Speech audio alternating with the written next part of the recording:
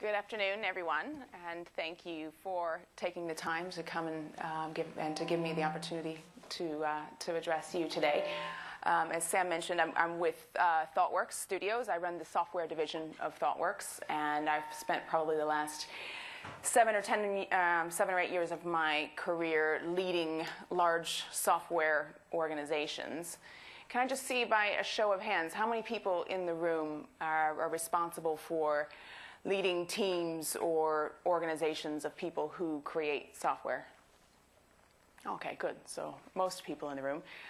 So what I want to do today is just spend a bit of time sharing with you some ideas and some thoughts around leadership that I have found very useful in my own career in leading software organizations, and that I hope you'll be able to take back to your own organizations and put into practice. So, the Agile movement has done, the Agile community really has done a pretty good job of defining software practices, engineering practices, and management practices, and defining what it means to run a good Agile project. And really what that's meant for a lot of us who are leaders in organizations is the big rule that's been laid out is don't micromanage. So no one ever really tells us as leaders what to do. They just tell us what not to do. Stay out of the details. Don't tell me what to do. Don't micromanage. And no one ever really talks about what to do. And so that's really what I want to talk about today is what is macro management? How do we macro manage in these Agile environment? So I'll take it in 3 parts. First I want to talk a little bit about agility and responsiveness and continuous delivery, and why these things might be important to your organization. And then, if these things are important, what are the kind of practices and the things that we need to do as leaders to bring about agility and responsiveness in our organizations? And what are the behaviors and the mindsets that we need to exhibit as leaders? How do we be agile? So I'll start just quickly with some data. And this is a study that was done by IBM late last year. They interviewed 1,500 CEOs from a variety of different global organizations about the challenges that they're facing in their business environments. And you can see here from the data, the overwhelming majority of these executives are saying that they're operating their businesses in an environment that's more volatile and more uncertain and more complex, where changes are just structurally larger and different than they've ever been before. There's just this environment of complexity for the majority of the world's organizations that are really making it difficult for leaders to manage. And, there's this book by a guy called Donald Sull called The Upside of Turbulence, where he talks about in this book how all of this turbulence, all this complexity and this volatility can be a good thing and it can be a bad thing. On the one hand, it can be very good because it actually creates opportunity. Turbulence and change creates opportunities for windows of opportunity to try new things and to get ahead. And on the other hand, it creates danger. There's threats. There's always someone with a new startup coming somewhere that can take what used to be a very important piece of your business. And so agility really has these 2 sides to it. If you're achieving enterprise level agility, can be about exploiting these opportunities as they come and really getting ahead, or just surviving these dangers and these threats that come your way and just staying alive as an organization. Just a bit more data, and I won't data to death you here, but just this comes from an Economist study, so late to early 2009. There's also an interview of a number of CEOs. And this shows really that agility is now a strategic issue, and 88% of executives say that organizational enterprise-level agility is actually key to their ability to succeed in their marketplace. And a huge number, 50% actually said agility is a differentiator for them. Their ability to respond quickly to whatever's happening in the market, to launch new products, to thwart dangers is actually now a core differentiator for them. So agility is now a strategic issue, but businesses have many strategic issues. And so to understand whether or not agility is actually important for your organization, it's critical for you to understand what is the core of your business strategy. So, and there's only 2 choices. Is the core of your business strategy responsiveness? Is it about launching new products quickly, taking advantage of new opportunities, taking advantage of new windows, being able to move very quickly and adapt very quickly, like, say, an organization like Google? Or is your core of your strategy about efficiency? Is it about driving out costs and eliminating waste wherever possible, doing things as cheaply and as quickly as possible, like, for example, say, a Walmart? Now, it's not that it's not that organizations don't do both responsiveness and efficiency. It's just that you need to understand which of these is your strategy, because one of these is a goal and the other one is a constraint. It's not that Google doesn't need to be efficient in certain areas. It most certainly does. And it's not that Walmart doesn't need to be responsive in certain areas. It most certainly does. But you need to understand which one is your goal and which one is your constraint. And the reason why you need to understand this is because these two different strategies bring with them very different mindsets, very different cultures and behaviors and approaches to solving problems. And here's, I guess, what I think is a pretty great example of the difference between a responsiveness mindset and an efficiency mindset. And this was a story that was told actually by Pat Reed, who's a senior director at the Gap at the Agile 2010 conference it is now. And the story is that in late 2008, Gap acquired a brand called Athleta, which is a high-end women's athletic gear. And they acquired Athleta, and they very quickly got it online and migrated it to the Gap.com platform and brought it into their kind of whole e-commerce property and got it going, and were able to attract a significant number of consumers and actually ramp the sales up fairly quickly. And along the way, they started to get a lot of feedback from their consumers, from their users, saying, we really like these clothes. We really like what you're creating, but we'd really like to be able to try them on. We want to actually be able to touch them and feel them and see how they look on. And at the time, there was no Athleta brick-and-mortar store. There was nowhere you could go to actually physically shop for Athleta brand apparel. And so, the head of the Gap online went to the head of Gap corporate and said, hey, we've got this feedback coming. We think we have something here. There's something interesting. There's a gap in this market for women's athletic gear. Athleta seems to be fitting into it, but our users want to try things on. Can we have a brick and mortar store? Can we just try this out? Can we pilot this concept? And the CEO of the corporate said, yeah, we can do that. It's going to be 12 to 14 months to get the store together, but we can definitely do it. And so, and the Gap, online CEO said, 12 to 14 months, these are not time frames that we even think in. We don't, any of you who are working in the online space will know that, 12 to 14 months is like, it could be 10 years from now. So basically the Gap online said, well, okay, do you mind if we just go ahead and try setting up a store ourselves? We can't wait 12 to 14 months. We need it now. And so they, kind of agreed that that's what they would do. And so the Gap Online team actually went about the task of setting up a brick-and-mortar store for the Athleta brand. And they did all kinds of things to make it happen very quickly. And they actually managed to get it up and running within about 4 months' time. So the store was open 4 months later. And in order to do that, they, of course, took a lot of shortcuts. They, cut corners along the way. They didn't hook up to the corporate accounting system. They used QuickBooks instead. And they took all kinds of different shortcuts. But they were able to launch the store fairly quickly. And it was a great success. And they've actually now gone on to launch several more stores. And they have a plan to do, I think, 50 more by the end of, I think it's in about 18 months' time. So the point here is obviously that the online people brought this responsiveness mindset. They just they get things done quickly. We can't wait. We need to get feedback. We've gotten feedback. We need to act on that feedback. Let's take the next step. And their responsibility was to just do things very quickly. Whereas the brick and mortar people, quite rightly, were focused on building big efficient stores. And so they brought their own mindset of efficiency to this problem of we need to get the Athleta users the ability to try on clothes. And so they took very different approaches because of the very different mindset that they brought to their work, because that was what their organization required.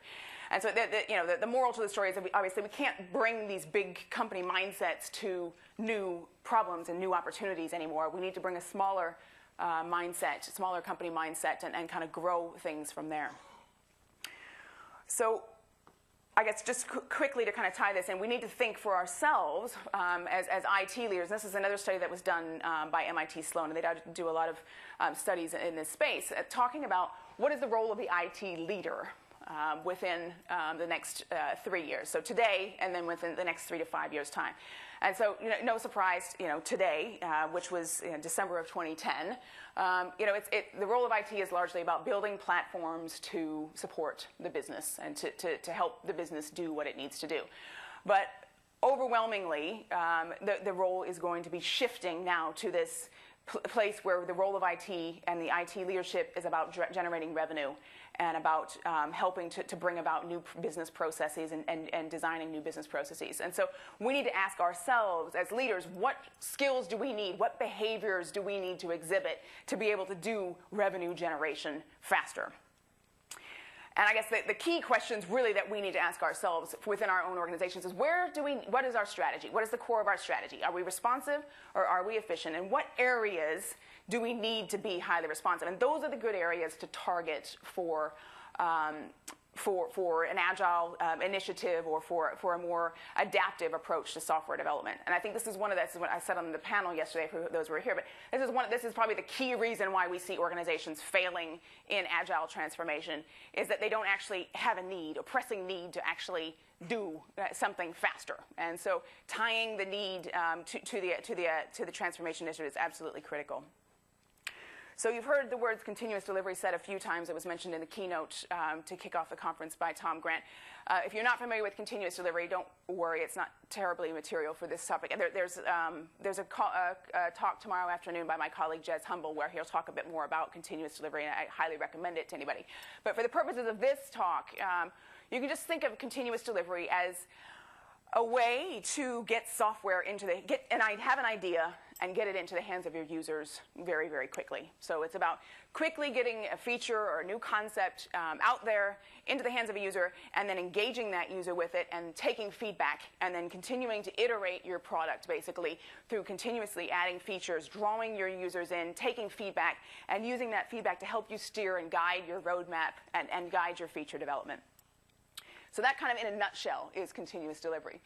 And continuous delivery can have a huge impact on an organization's ability to be responsive.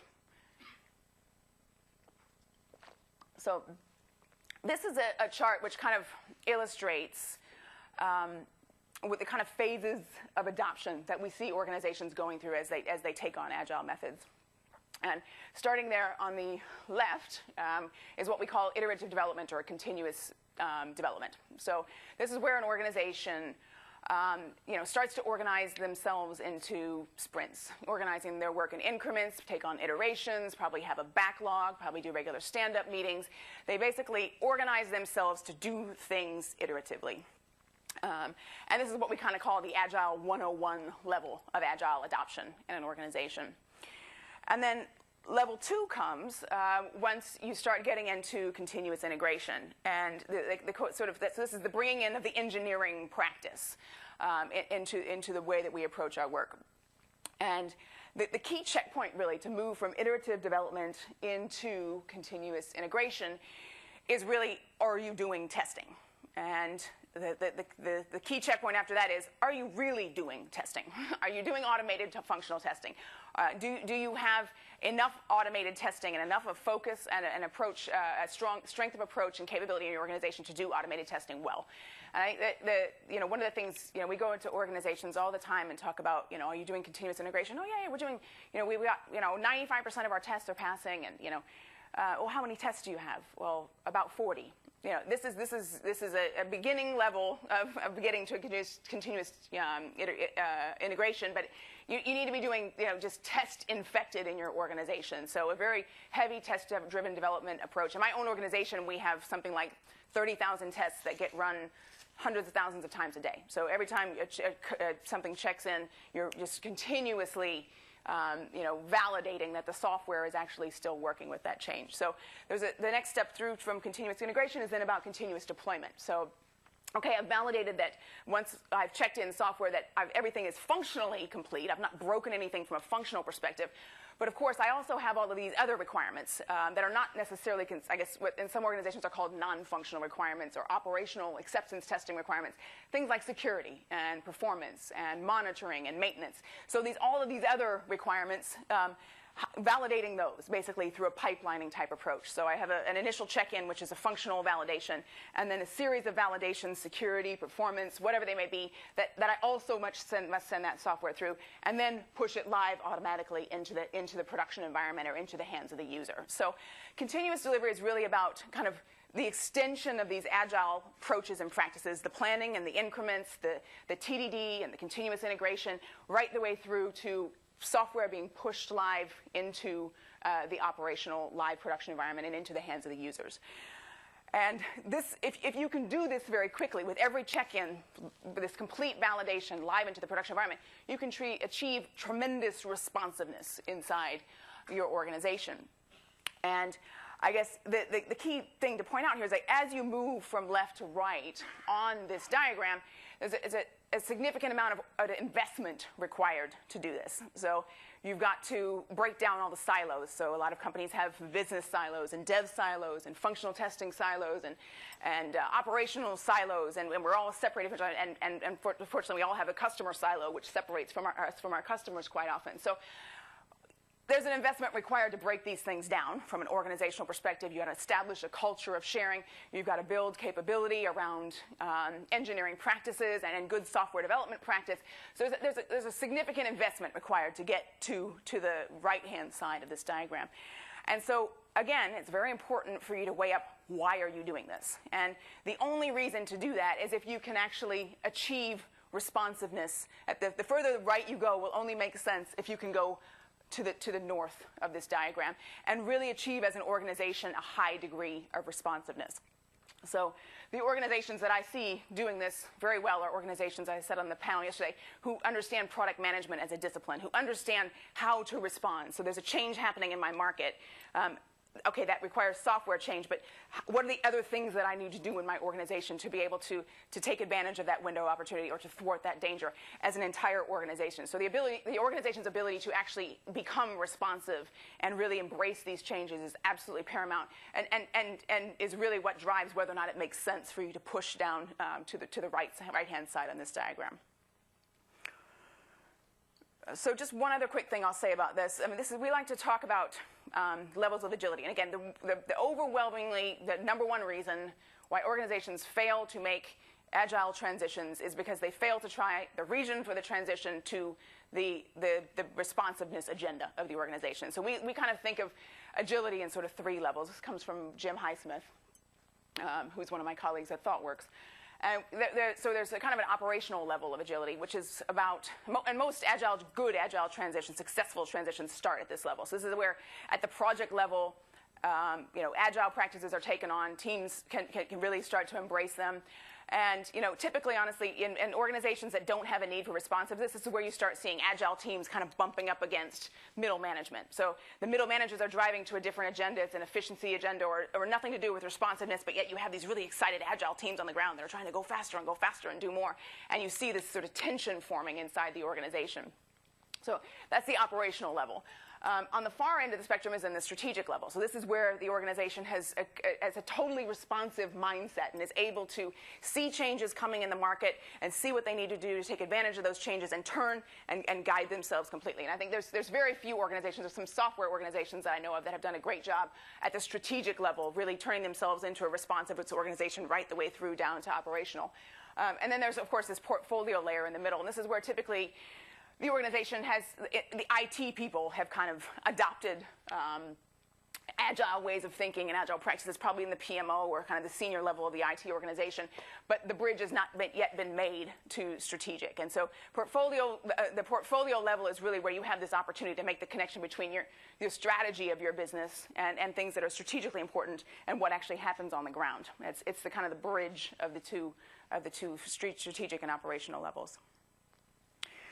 So that's just a little bit about kind of the organizational objectives, responsiveness versus efficiency, and why agility might be important for your organization and what areas of your organization where it might be important. So assuming that it is important for your organization or for certain areas, now I want to talk a little bit more about what it is that we need to do as leaders to enable that.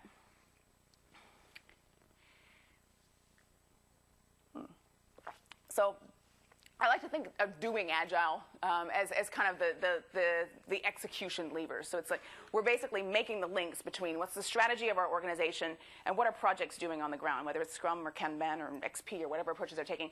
We have these execution levers that we can use as leaders. And these are the 4 that I want to talk about today. And some of them I'm pleased were mentioned several times already in talks here in the conference in the last few days. So I'll kind of touch upon some points that others have made as well. So the first thing I want to talk about is quality.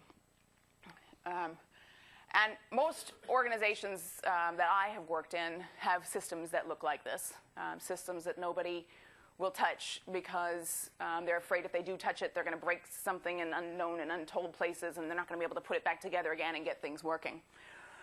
And in most organizations, people think it's the developers' fault that this ended up like this. And so developers and the testers, leaders have nothing to do with quality. You know, I didn't write any of this code. I wasn't involved. It's the developer's fault. And I think this is the first, you know, if I can do one thing today, is to disabuse you of that notion. Leaders can have a massive impact, both positive and negative, on the quality of the software that gets created in our organizations. You know, we had a recent example on a ThoughtWorks project where we measure toxicity, which is just a measure of the several measures together, actually, of a code base and the quality of the code base. And there was a spike in the toxicity, and that's a bad thing. And we actually were able to trace it back to a change in leadership in the organization. So there was something that the leadership did in the organization that changed the way people were approaching their jobs that resulted in poor quality software. And I think, you know, as leaders, the biggest thing, the biggest, you know, kind of false predicament that we get caught up in around quality is this notion of features versus gold plating. On the one hand, we always want more features. We always, if given the choice, we'd rather have more features. We can see features, we can see the value that they deliver. And, you know, on the other hand, we're always thinking, oh, developers are just moaning, they just want to gold plate this stuff. They, you know, take some time out to clean up technical debt. No, we don't have time. We need more features. We always, as leaders, choose features over what we perceive to be gold plating by developers. And I think this is probably the number one area where we cause a lot of problems within our organizations around quality. And, you know, there's a whole bunch of studies. Capers-Jones, Michael Ma have done studies for the last, you know, 2 decades now at least, which overwhelmingly show that everything, cost, scope, schedule, everything runs through quality. So there's really no shortcuts or no way around it. And this is, I guess, the kind of the ultimate picture of that. I don't know if people are familiar with this kind of chart, which talks about technical debt. So running along the bottom here, the dotted line, this is the ideal world for our projects. And we have an initial release, hopefully within a very short time frame of starting a development. And then, you know, we get it out there, and then we continue to add changes. And ideally, we add those changes in a very clean way. So we write tests for them. We don't copy code from over here to over there. We don't create branches that we never clean up. We add these in a very clean and well-factored way, ideally, as we go along. Unfortunately, what happens in most organizations is that we don't add them in a clean way. We're in a rush. We're in a hurry. We need to get things done. And we create branches that we never merge back in. We write code that doesn't have tests or doesn't have clean tests that pass. We copy code. We fail to refactor things.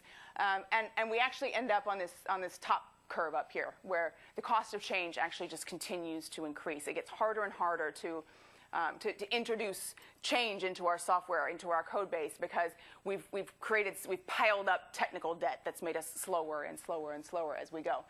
And then, of course, what happens is, once we've piled up enough technical debt and start getting slower and slower to add changes, then our responsiveness actually goes down. The delivery speed, our ability to add things quickly, our ability to estimate how long it's going to take to add something to the code base actually decreases. And so the key pieces for us here as leaders is to really pay attention to this, to actually understand how these practices actually affect each other. So, you know, in an agile software world, we do all these things. We set ourselves up to work in increments. We have stand-ups. We organize ourselves to take change and to adapt. And, you know, there's many things in all of these agile methodologies that tell us how to do that. Unfortunately, there's a whole other piece to it, which is about making software adaptive. So it doesn't matter how much we can adapt, how much change we can accept into our backlog as an organization, how good we are at queuing things up on the backlog, if we can't actually get the change into the software. And so the agile engineering practices, things like pair programming and refactoring and TDD and continuous integration, these practices are there to make software easy to change. And so we as leaders have to intellectually grasp this idea that you have these reinforcing practices, all of which lead to a changeable and adaptable system. So there's accepting change into the system, and then there's actually getting that change into the software. And that's what we can do from a software quality perspective. So understanding that alone is a very important piece of it, and then investing in the skills and the capabilities and the resources needed to actually be able to achieve that. These are huge contributions that we can make to our own organizations to ensure that our teams can actually create quality software. And I guess the other key piece of this is then around, and I think a lot of organizations that I visit certainly miss this, is the nature of software architecture and the importance of software architecture in building adaptable systems. So if you want to release software in the small feature as you go, you need to have a software architecture and that actually allows you to make small changes and deploy small changes. And so understanding how those things work together.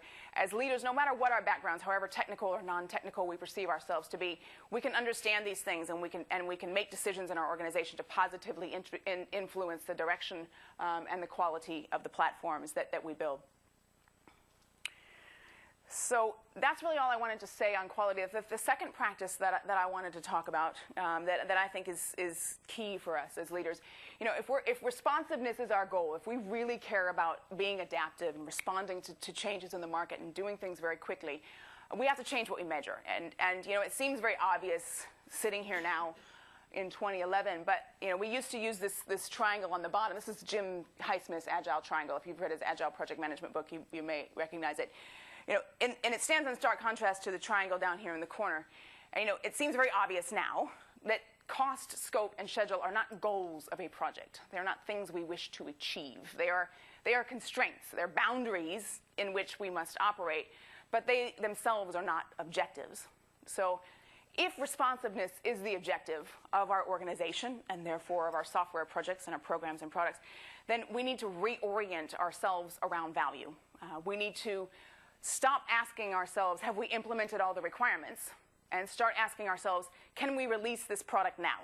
Is there something here that we can release? Can we release it now? And there's many studies, I'll talk about one in a minute, but we're still, I think it's something like 50% of the software that we create is rarely or never used. So scope is a horrendous project control mechanism. We should all get rid of it immediately. We create way too much software. We need to orient ourselves around value. Is this ready? Minimum viable product. Can we release this? And of course, the key piece of that then is this other piece of the triangle, which is quality. Having an adaptive platform on which we can release things very quickly and in a predictable and reliable way. So having an adaptive platform is in the third piece of this agile triangle. So that's what I want to say about, so we talked about quality and speed to value. The other thing that I think is key, and this has been touched upon several times this week as well, is just around doing less. The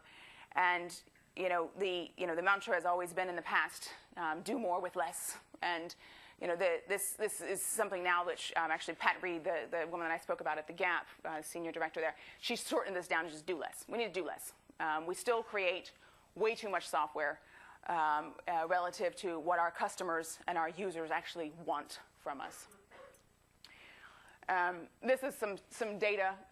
Again, this stuff is just a little bit old, but there's more recent data, in fact, which shows that the numbers are even worse.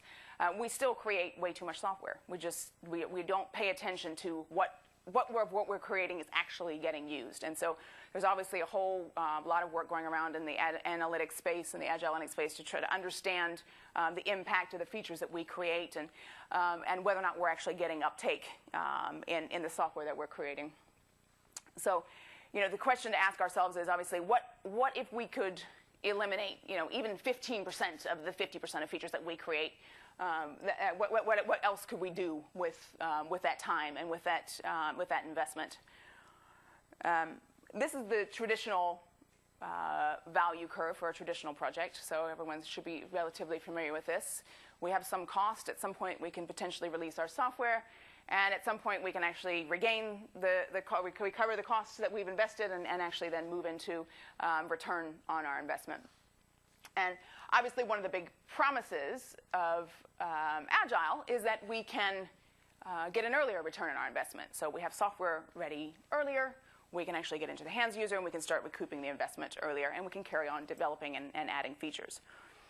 And so the big question for us to pay attention to really in this Agile world is, when do we stop? So where is the right cutoff point? Do we need to implement all the features? Or could we stop when we've delivered 90% of the features, 90% of the value, rather, at 70% of the cost? And how do we know that the next most valuable thing to work on isn't somewhere else, on another product or another project within our own organization? And so again, this is about orienting yourself around value and paying attention to the value of what you're delivering, and reallocating resources to reworking on the most valuable things. So doing less is not just about eliminating low value or marginal value features. It's also about just reducing the amount of context switching and whip that we have going on within our organization. So this is a pop quiz that my colleague Jim Highsmith likes to give. An engineer is working on 5 projects. And how long will it take her then to complete a 2-week effort task on any one of those projects? And is there anyone who knows the answer to this question? How long? 20. 48. So this is, this is, I mean, there was, I forget who the gentleman was earlier today, was talking a lot about Kanban and the ideas of, so he did a nice illustration of this. But the general, there's a lot of stuff we can learn here from the lean people around value stream mapping and eliminating the context switching and the multitasking, which, if you're trying to do something that's really engaging you from a cognitive perspective, this stuff wastes a lot of time and effort in organizations. So obviously, we as leaders can have a great deal of control over. In fact, the person's talk that I was in, he said, how many people are working on 5 projects? And a bunch of people, how many people are working on more than 5? Even more people raise their hands. So this is definitely a pervasive problem in our industry. We have this idea that people can switch contexts and be immediately productive on something else without losing anything along the way. It's a huge problem in our industry, and we as leaders need to acknowledge that and need to stop it.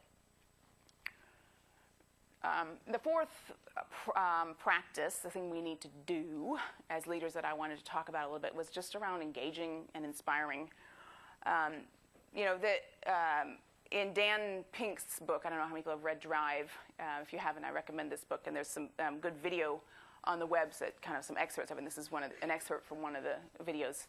But he talks about how organizations, businesses, have really been ignoring the last 50 years of research about what motivates and what inspires people.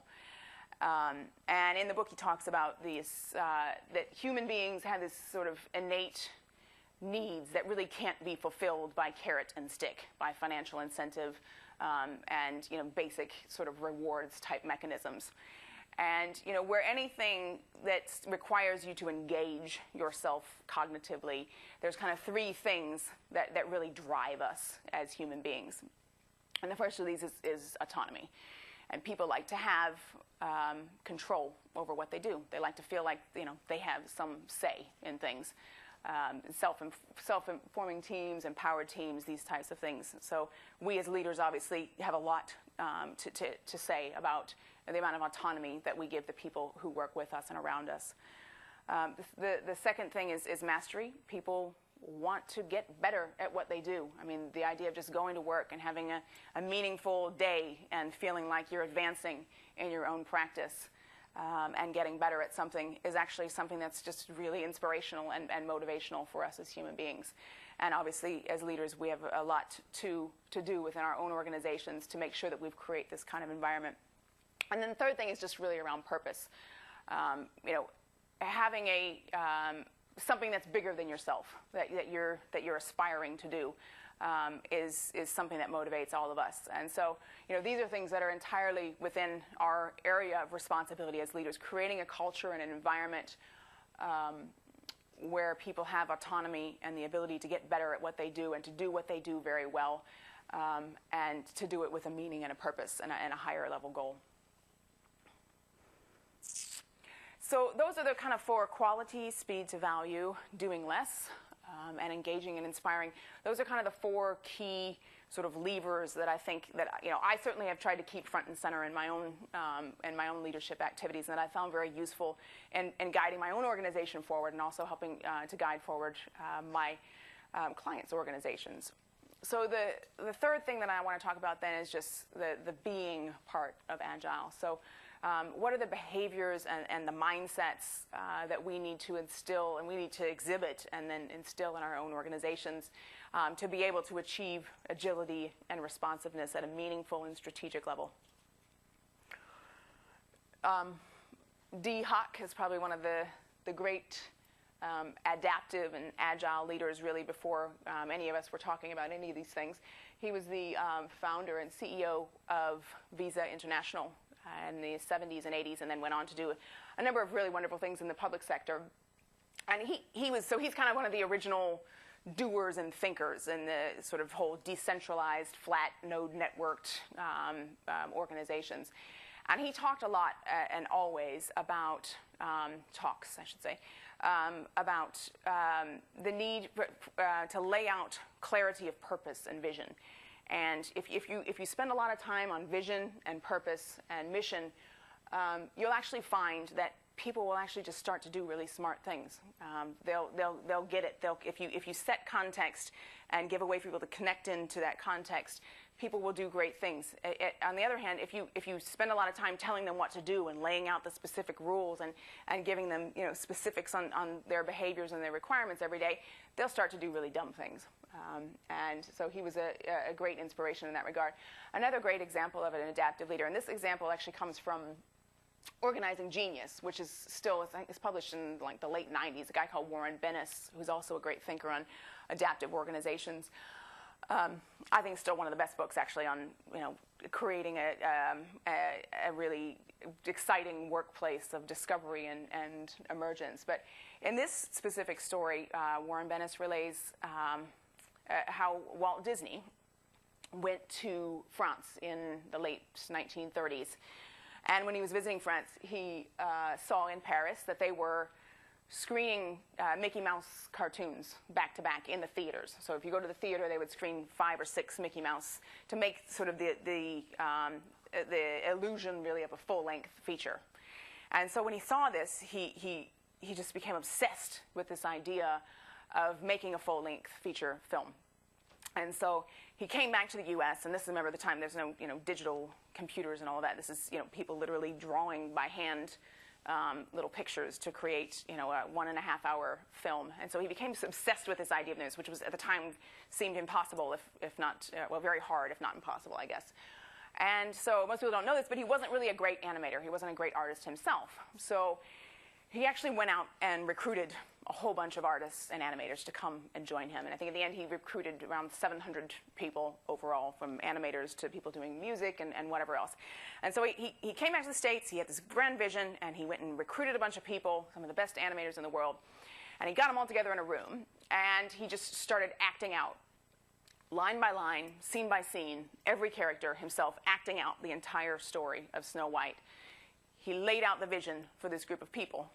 And then he actually was very hands-off in the making of the film. So he laid out the vision, and then he stepped away and made sure that he had the right people in the organization, that they had the right resources, and that they were able to create the wonderful work that later became Snow White. So again, I think a very good example of a leader that focused on vision and bringing the right people together, creating an environment of discovery and learning, and great results came out of that.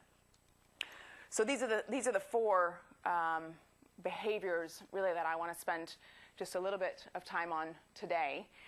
The first of these is adapting. Most organizations say, they accept the idea that change is good and that they need to be able to adapt, but very few of them actually put the mechanisms in place to be able to adapt.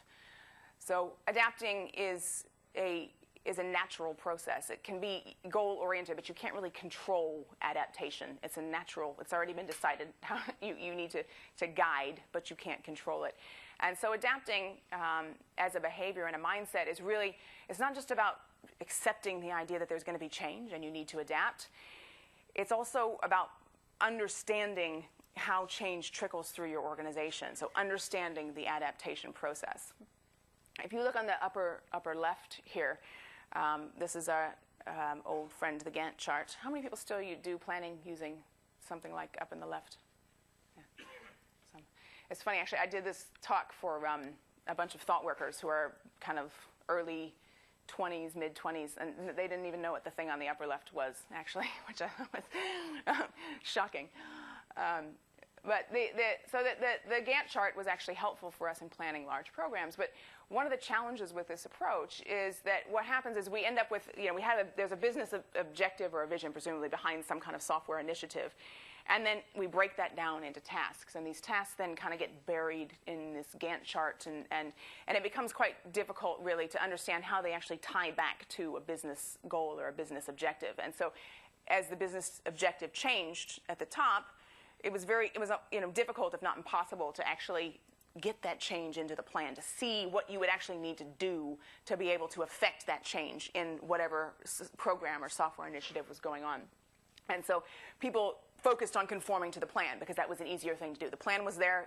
It made us feel safe. We knew what we needed to do, and we followed the plan. So it basically caused people to over-focus on conforming to the plan above and beyond focusing on whatever the organizational needs were or the business needs might be. And so obviously the contrast to that is this thing in the bottom right here. And this is an innovation that came from a guy called Jeff DeLuca, FDD, if anyone's familiar with that, which is one of the sort of original agile methods out there. And this is an FDD parking lot. And so the key innovation here, which then later fed into other agile methods, is this concept of orienting yourself around value, as opposed to orienting yourself around tasks and things in a plan. So if you can organize yourself according to value, then obviously you can see very quickly as a business need changes, as a new objective or goal arises, it's very easy to see how to take that goal and then trickle that into a plan to understand which tasks are affected or not, what new things need to be there, using a more of a value-orientated approach. So there's lots of tools available for helping us to think about how we adapt as an organization. And these are just 4, and there's 400 really. These are 4 that I like to use. The one on the top left there is the purpose alignment model, and this is just about understanding what's important for your organization. So what things are we doing that are differentiating us relative to our competitors?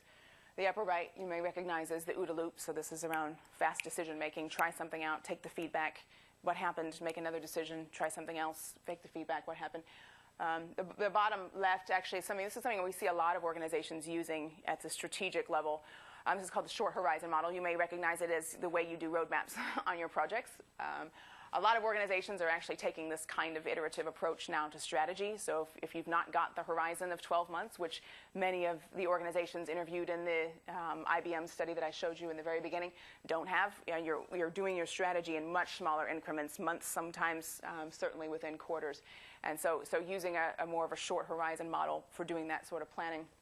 And then the one there on the bottom right is the Satir change model, which is actually originally came from Virginia Satir, who's a family therapist.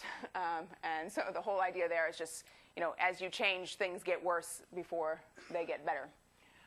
So these are just 4 models, and there's many tools out there to really help you. The point here is that, as leaders, it's our job to not just say, yeah, we're adaptive, we're going to change, but to actually understand how are we going to get this change through the organization and to make sure that we put the mechanisms in place to be able to do that. And tools like this can be very helpful for that.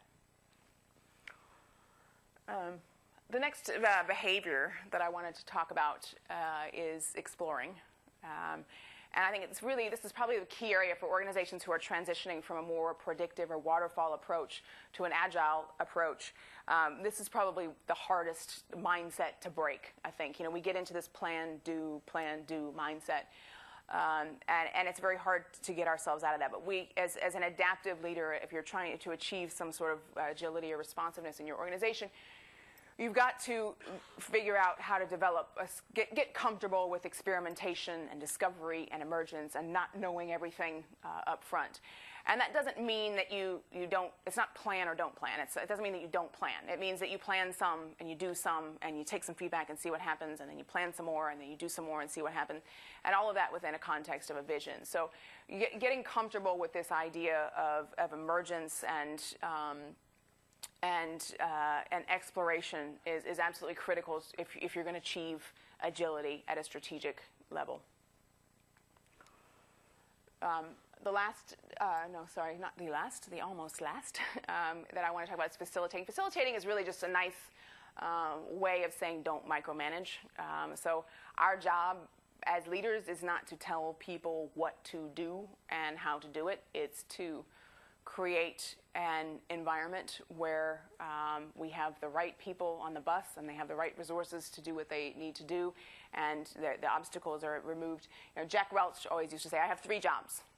My jobs are to recruit the most awesome people I can into this company, get the best people, to make sure then that they have the funding that they need to get what they need to get done, and then to make sure that I cross-pollinate ideas as quickly as possible and share ideas as quickly as possible, good ideas across the departments. So that's my 3 jobs. And Walt Disney used to talk about himself as a bee, kind of buzzing around the Disney studios and cross-pollinating and sharing ideas. And that's really our job. That's a big part of our job now as leaders in this adaptive and agile environment, is to take the best of ideas and make sure that those ideas make it in the organization. And I mean ideas about practice and approach and process as well as business ideas. And I think this is the organizations that we see really getting ahead with achieving strategic level agility have really turned the whole concept of governance on their head. They've either gotten rid of the PMO entirely or completely changed the role of the PMO to be something that's more geared towards sharing best practice. And I think the key thing is, if governance in the kind of industrialized business management mode of thinking, if governance is about compliance and making sure that everybody's adhering to a kind of a basic set of standards, you need to remember that with that you're actually cutting out, you're definitely reducing your risk of encountering the lows, of people doing really bad things and things going very badly wrong. But you're also removing all possibility of any highs. And you're basically taking away, through standardization, you're saying, okay, I can get rid of that stuff, but you're also getting rid of just the really great things that make teams awesome, that excite people, and really make great things happen in a software environment. And so it's our job as leaders really to rethink how we approach governance in our organization, to bring a facilitative model to our governance, and to make sure that we're propagating best practice or good practice. In fact, I think it was Tim Lister this morning said the best practice, and I agree, it's something we should abolish from our vocabulary. There is no best practice. There's practices that work well within a specific context that might work somewhere else. and to make sure that those practices are things that live on in the organization, and that we create a culture of sharing and continuous improvement. And then the last behavior that I want to talk about, this is a statue called Paradox. It's by a guy called Michael Barrett. He's an artist based out of New Mexico. And one of the big things that many of the big challenges and issues that face us as leaders in our organizations appear on the surface to be paradoxical. There's this, I think probably the biggest paradox we face, particularly in an agile environment, is this need to be predictive, to be able to predict when we're going to finish and predict how much we're serving, and to be able to adapt, so to accept change, but also have a pretty predictable idea of when we're going to get the software ready and get it done. And so we're living constantly in this world of paradoxes. Be predictable and adapt. Do Scrum, Kanban. So do we do Scrum? Do we Kanban? Do we do no upfront design? Do we do big upfront design? Do we do waterfall? Do we do agile? There's all these things facing us that appear on the surface to be very paradoxical and require us to choose, to or things. And my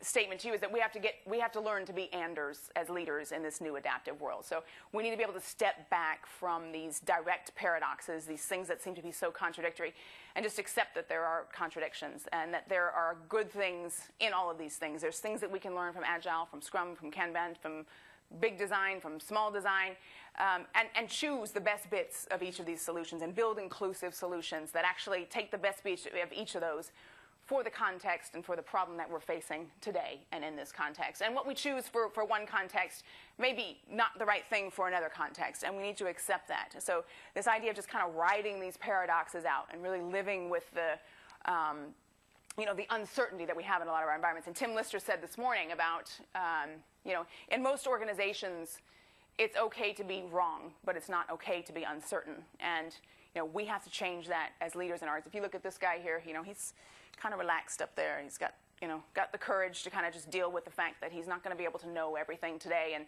there's some things that are going to be a little bit messy over here and a little bit cleaner over there. And that's just life. And that's in some ways the joys of software and leading a software organization. And so writing paradox is really a key behavior that we need to be able to exhibit for the people that we lead, but also for those who lead us, and getting comfortable with this. And writing paradox really requires us to move beyond prescriptive rules.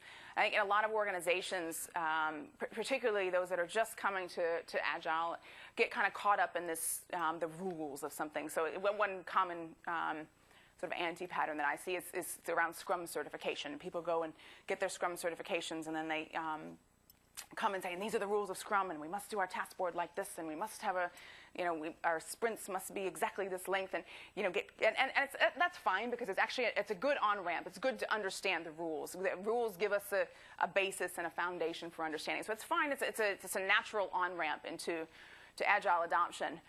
And rules can help us with that. And certainly Picasso understood the rules very well when he painted this picture here on the left.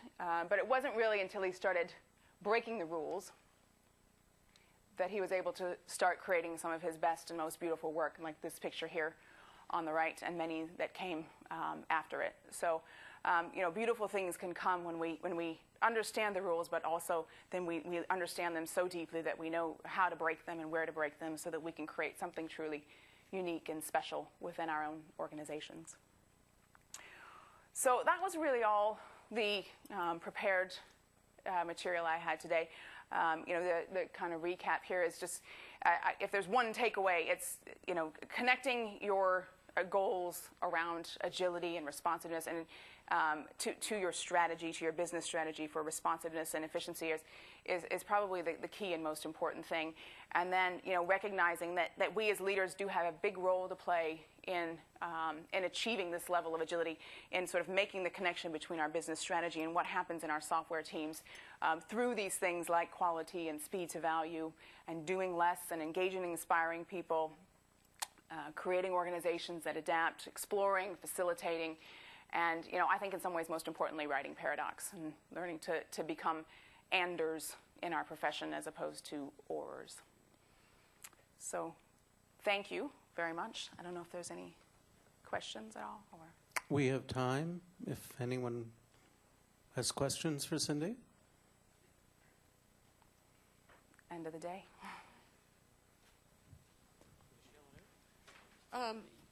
You made a comment about project managers' roles in, being agile and that. How do you see that changing going forward? A project manager's role? Yeah. Specifically?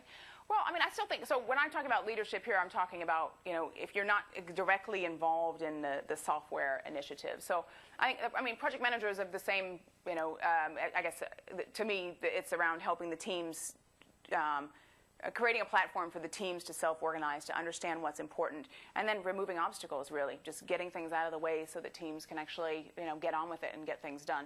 I think every organization has a different take on, what project management is, and I think that's totally fine, and whatever makes sense for, for that organization.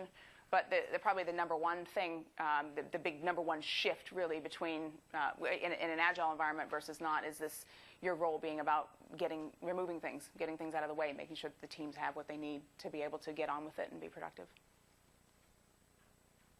Yeah, hi.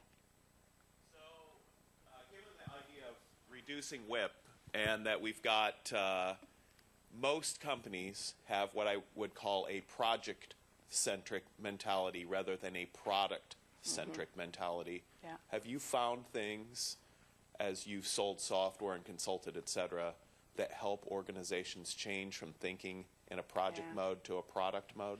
It's a really tough one. It's a hugely important leap that that we are all going to have to make, and it's a challenge. I think the key things the establishment of product management as a proper discipline within an organization is probably the number one thing that I see in organizations that are able to achieve this type of responsiveness. And product management, as you may well know, is in itself, there are many different takes on what that actually is.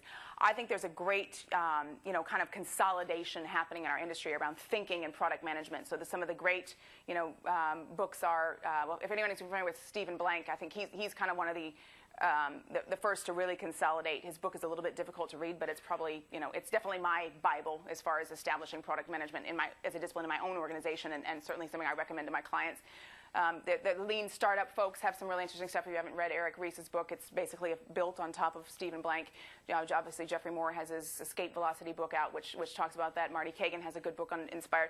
So really, honestly, taking on this, let me understand product management and what this is and what it's going to mean in my organization, taking time to bring in, hire people in. There's a lot of talent already out there that's been in a software vendor world that may fit within an enterprise context.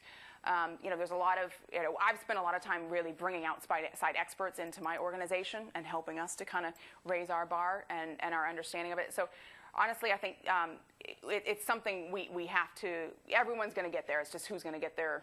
I mean, whether or not you're going to get there before your competitors do. There's some large enterprise organizations who have, I wouldn't say they've cracked it, but who have gotten very, very good at a product management discipline in their organization.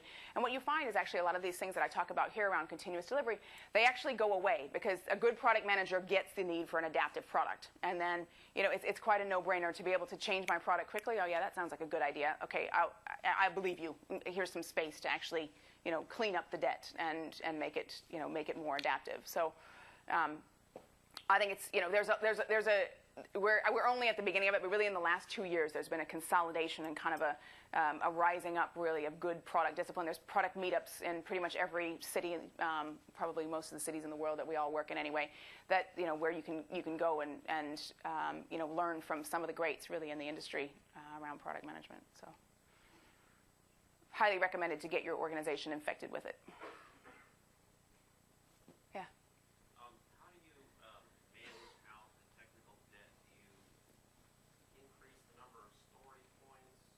Yeah. For a particular enhancement, knowing that you're going to have to untangle and Yeah, I mean, I've seen a lot of organizations doing it. Can you repeat that? Yeah, sorry. The question was, how do you actually take care of this technical debt? So, okay, say I'm one of those leaders that doesn't want it. How do I stop it from happening, or how do I make sure it gets cleaned up? It's funny actually that there's a great blog post that Jim Highsmith just published called "Velocity is Killing Agility." How many people measure velocity in your organization or are familiar with the concept of velocity? So velocity is kind of it's a capacity measure for how much stuff you get done. And unfortunately, what's happened in most organizations is velocity has become a productivity measure. And so we target teams on getting lots of stuff done. And we just ignore the fact that in getting stuff done, they're actually writing really crappy code and doing really stupid things and creating a lot of technical debt. And so you're actually killing this notion of agility and being able to change things quickly in this quest or this pursuit for velocity. And so one of the ways that I see organizations handling, it's the way we handle it in my own organization, is we actually have technical tasks. So we budget, features, and we budget room for technical tasks, and you reserve a percentage of your backlog for any given iteration or period of time to actually do cleanup. And obviously, it's not for us as leaders to decide what actually gets done in that space. We have the tech leads or whatever the team themselves who understand better what that is. But to just say, okay, I'm gonna trust you.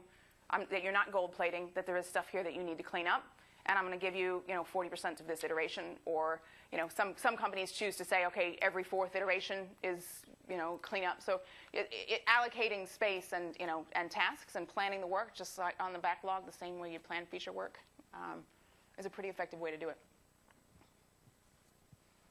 I think we're at time. So I want to say thank you very much, Cindy. That was a great talk. Thank you. So let's give Cindy a hand. you.